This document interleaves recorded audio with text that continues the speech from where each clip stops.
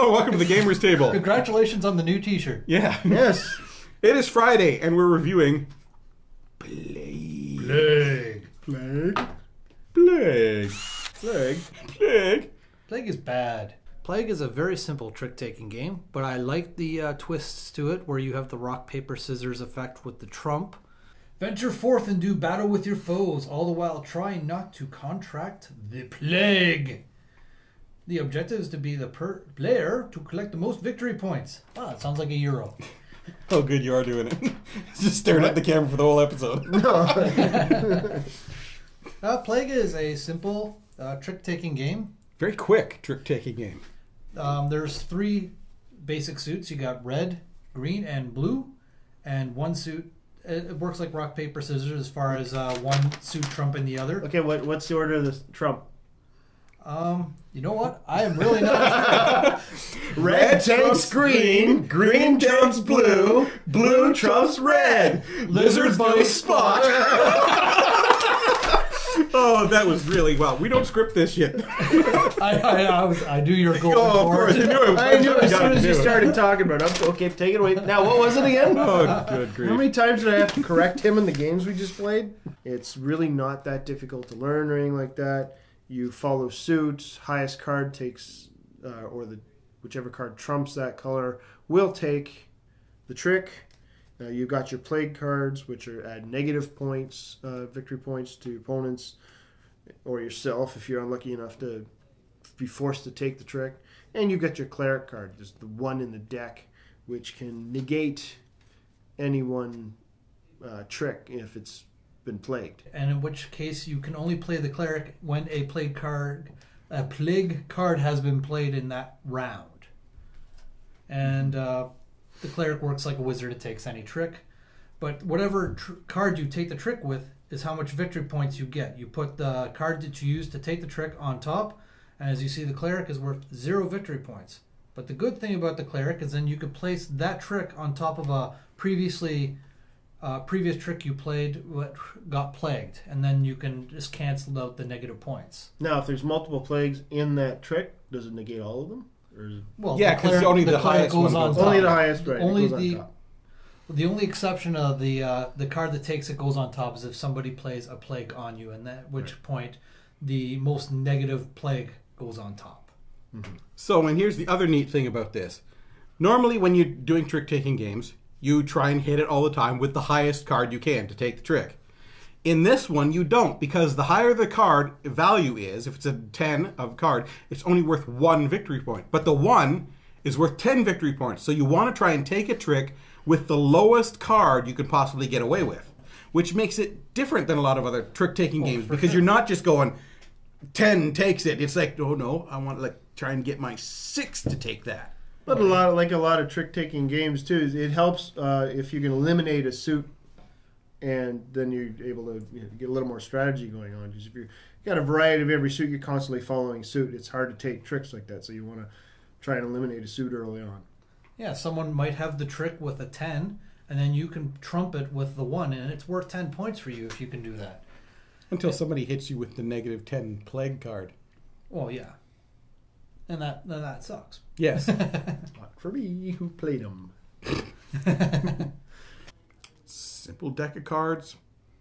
Not a regular deck of cards. 3 suits plus the plague cards and the cleric. So there's 1 to 10 of every color. Unless you can't follow suit. 5 plague cards, and then the cleric card. So you're not just taking tricks and say, I took 4 tricks. No, all of the tricks have a point value associated with them. So it's different than other trick-taking games in that respect. And it's quick. 15, 20 minutes maybe, or less, to run through a single playthrough of all the cards. And that can be the whole game if you want. Just one round. See, who got the most points, you win. Or you can play to a set score. Or you can play, we're going to see who's got the most points after 5 rounds. But it's a deck of cards. Pop it in your pocket. Take it to any kind of gaming event. Easy to transport. Easy to teach people. Fun to play. Isn't that pretty much exactly what you're looking for in a game? So, wrapping up for Plague. Plague is very good. I'm going to give it a 7. It's simple, decent artwork on it. It's a nice bit of a different take on the trick-taking games. I'll give Plague a 7. I like the simplicity, but I also like it to be a bit deeper. A bit deeper, yeah. But, yeah, I mean, if you made it deeper, it would be a longer game, a little harder to teach. As it is, it's very simple to teach. The most confusing part for me was what trumps what, and I still don't quite figure that out. Red trumps green, green trumps blue, blue trumps red. Lizard bites Spock? Poison Spock? Okay. Bites. Yes. Paper refutes Spock. Yes. Boy, this is coming from the guy who's got the best, probably the best memory here too. So, let's see. They should have, instead of red, blue, and green, do rock, paper, scissors. That would have been easier for me. Mm-hmm. I give Plague a 7. It's got a medieval feel to the look of the cards, but it's a trick-taking game. There isn't really much of a theme to it other than you're playing a game of cards. Easy to play and or teach. Yeah, you pick it up right away. There's not a lot of instruction involved in figuring out how this game works. And fun, yeah, it is. It can be surprisingly fun for a very simple and short game. I like the fact that the lower of the card that you manage to take the trick with is worth more points. And I also like the fact that if someone plays a play card on you, that card becomes a top card and it's a negative point. Yeah, you're right about the theme though too. You could be anything. You could be pictures of cars on there, and the play card be a flat tire. Could be or something burgers like that. and hot dogs and French fries. The Great Burger War of 1865. And what the heck? When Instead you're of talking play, about you can have the hot beets and sauce. carrots and stuff like that. Who puts beets and carrots on burgers? You do. You No, know I it. don't. You're weird.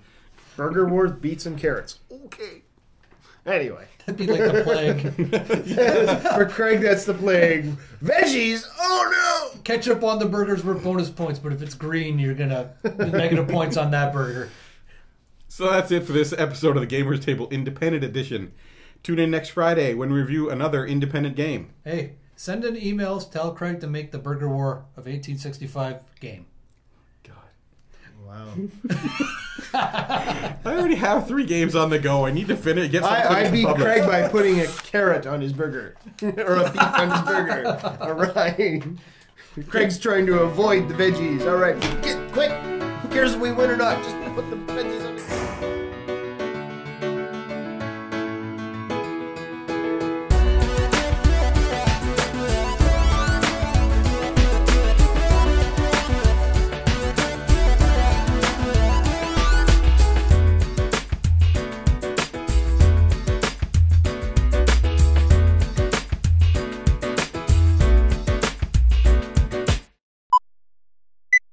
I'm wearing the wrong shirt. A new thing about the show.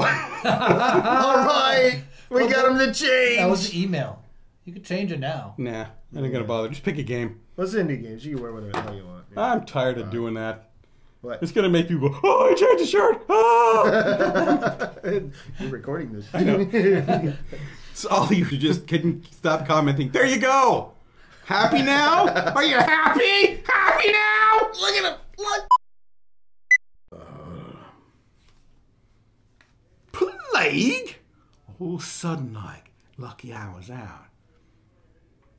Bonus points if you know where that's from.